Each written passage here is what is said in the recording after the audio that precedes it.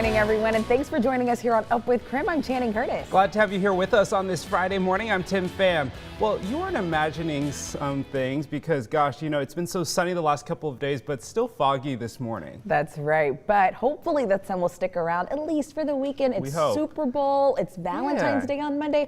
We want some good weather. Jeremy, can you work some magic for us? Can I? Easy. Child's play. You ready? Ready. No, that's not. I've watched a lot of Harry Potter. It's not how it happens.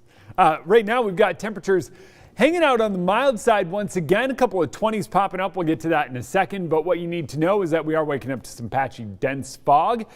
A little more dense as you make your way out towards Spokane Valley or up to Deer Park. Coeur d'Alene sits at about a half-mile visibility. So we are seeing some areas where visibility is suffering. So just know that as you get ready to take to the streets. And here we go. What we've got going on is a little bit of, over in Coeur d'Alene, it's the cedar feeder, the ice crystals coming from the atmosphere.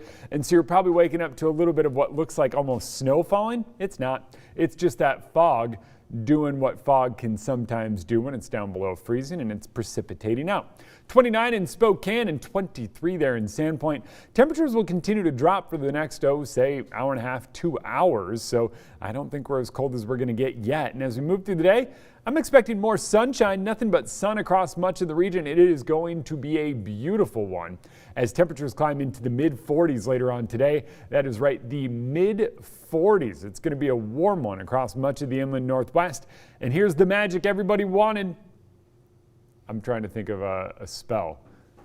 Maximus Sunshine is what we're going to call this one as we head into the weekend. Mid-40s and sun both Saturday and Sunday.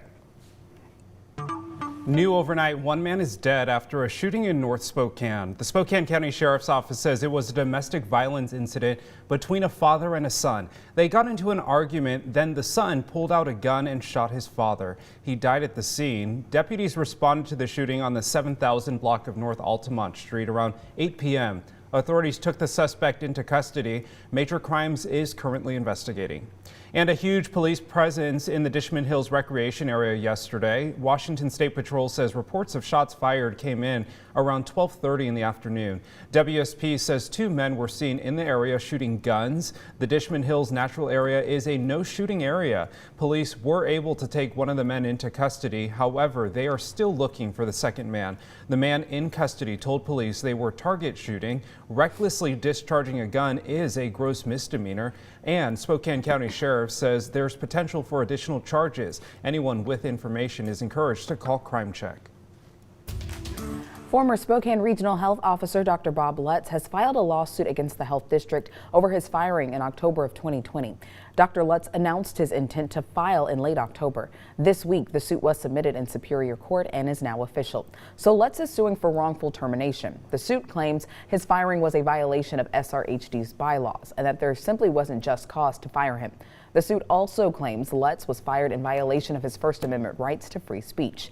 He's also suing for defamation, and he's asking to be immediately reinstated as Spokane Regional Health District's health officer, as well as seeking financial damages. Now, we did contact SRHD and were referred to their legal team, but we have not received a response back from them yet.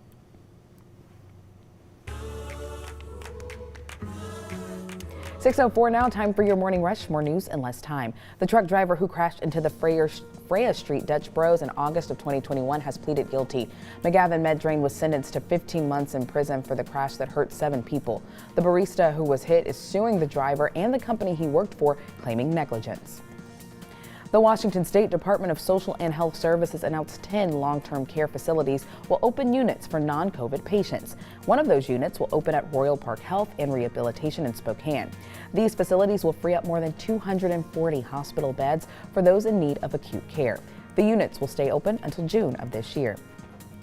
Well, the Spokane Chiefs announced the team's head coach has been fired, so associate coach Ryan Smith will be the interim head coach for the rest of the season.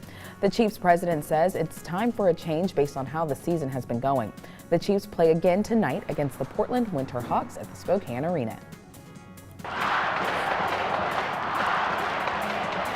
Man, take a look at that crowd. Rivalry week continued at Spokane Arena as North Central took on Shadle Park in the battle for the Groovy Shoes. The North Central boys and Shadle Park girls won their respective games, but North Central took home the coveted Groovy Shoes Spirit Award. And that's a look at your morning rush. Looks like a lot of fun. Well, we are halfway through the legislative session and several bills were passed in the opposite chamber in Olympia. First, the police reform bill that would reinstate some use of force in police chases both passed the Senate and now goes to the House. The Senate also voted to limit the sale and distribution of high-capacity magazines. The bill has been brought up several times but has never passed all the way through. The House passed a bill allowing doula services to be covered by Medicaid. Doulas are non-medical advocates who help new parents before, after, and during the birthing process. They're becoming more popular, but not everyone can afford the service. If we're going to improve health equity for especially our Black, Indigenous, our brown birthing people, we have to make this something that's available to everyone. The bill now heads to the Senate, and just a reminder, all of these bills need to be reviewed by the opposite chamber before they become a law. House legislators also unanimously approved short-term financial disaster relief to farmers and ranchers in our state. Under the bill, the Washington State Conservation Commission would be tasked with implementing a program to provide the funding.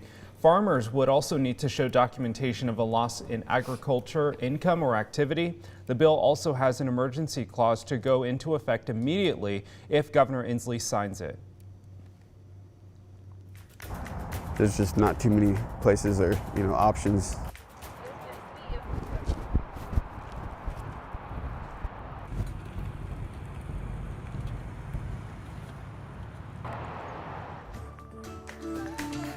And the sunny weather holds across much of the inland Northwest. We've got another sunny, beautiful day in store today and more warm weather on the way.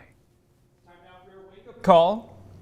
It's almost game day and we want to know, who are you rooting for? Let us know, are you Team Bengals or Team Rams? Text us at the number 509-448-2000 or use the hashtag #UpWithKREM on social media.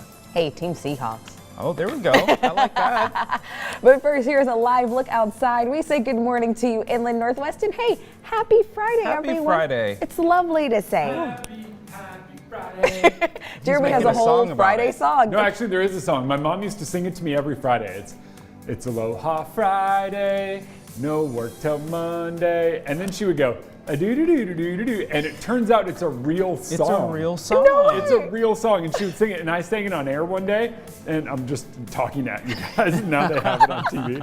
I was singing it on air one day, and a viewer wrote in and said, I know that song. Your mom was singing a real song. No way. I was And like, you got your Hawaiian tie on today. You're very festive. yeah, it's Love it. Aloha Friday. It's Aloha Friday. It's a new Love it. thing. Hey, let us know where you're watching from on this Aloha Friday. Text us 509-448-2000.